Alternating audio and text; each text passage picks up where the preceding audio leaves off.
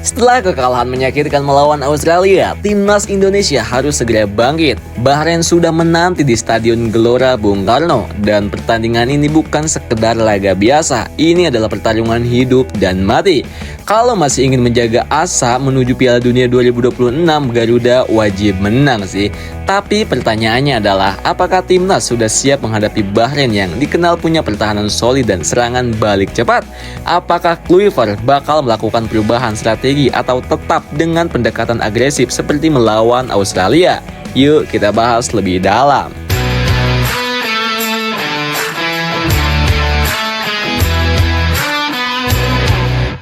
Bahrain bukan tim yang akan bermain terbuka dan menyerang habis-habisan sejak awal ya guys. Ketika melawan Jepang, mereka menunjukkan pola pertahanan yang cukup rapi.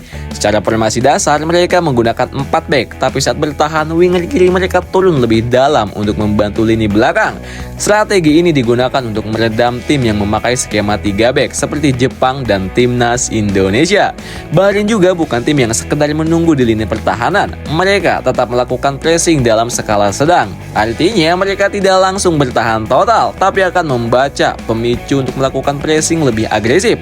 Begitu ada momen yang tepat, 5 pemain depan mereka bergerak kompak menekan pemain belakang lawan, lalu mengubah pressing itu menjadi serangan balik cepat. Selain transisi cepat, Bahrain juga mengandalkan bola mati. Mereka punya eksekutor tendangan bebas yang berbahaya dan beberapa kali mengancam Jepang lewat skema ini.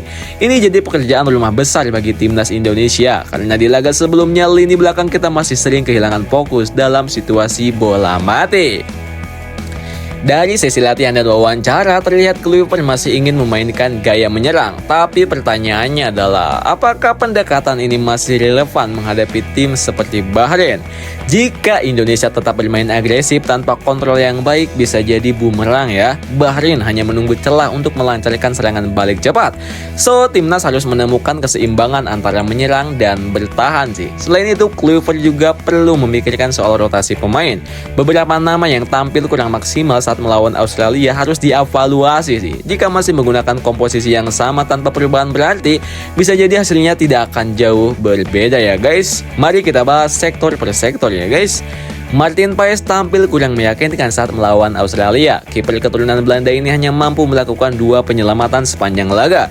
Bandingkan dengan performanya saat menahan imbang Australia di GBK, di mana ia melakukan 5 penyelamatan krusial. Di sisi lain ada opsi mencoba Emil Audero. Mantan kiper Inter Milan ini memang belum banyak mendapat menit bermain sejak dinaturalisasi. Tapi pertandingan melawan Bahrain bisa jadi momen pembuktiannya sih. Jai Ijes tidak perlu dipertanyakan lagi. Kapten lini belakang ini adalah satu-satunya bek yang tidak tergantikan. Justin Hubler mungkin layak diberi kesempatan sebagai bek tengah untuk menggantikan Verdong yang performanya kurang maksimal jika dipasang sebagai center back. Rizky Ridho bisa lebih efektif jika dimainkan bersamaan dengan Jai Ijes dan Justin Hubler. Kelvin Verdong dan Kevin Dix masih menjadi opsi utama di posisi wing back ya guys. Saat melawan Australia, lini tengah kita terlalu mudah ditembus. Kombinasi Nathan Joao dan Tom Haye belum berjalan maksimal. Alternatif yang bisa dicoba adalah Joy Pelupesi. Bisa jadi solusi untuk menambah agresivitas di lini tengah. Ivan Jenner memiliki distribusi bola yang baik dan bisa membantu transisi dari pertahanan ke menyerang. Ricky Kambuaya bisa menjadi opsi untuk memberikan tekanan lebih ke pertahanan Bahrain sih.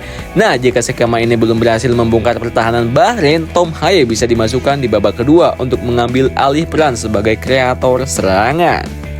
Striker tengah, Septian Bagaskara layak dicoba sejak menit awal. Pemain Dewa United ini punya sundulan tajam dan tendangan kaki kiri yang mematikan.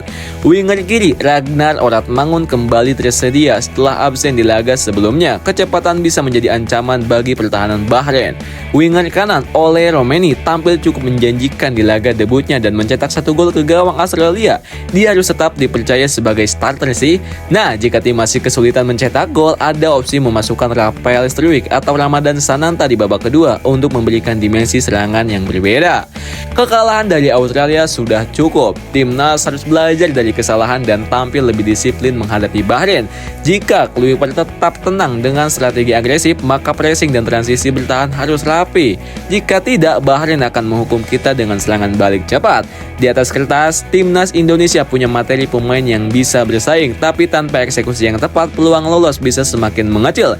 Kemenangan adalah harga harga mati. Laga ini bukan hanya soal 3 poin, tapi juga soal menjaga asa tampil di Piala Dunia 2026. Jika kalah lagi, tekanan publik akan semakin besar dan posisi Kluivert bisa dipertanyakan. Saatnya bangkit, saatnya membuktikan bahwa timnas Indonesia layak bersaing di level tertinggi.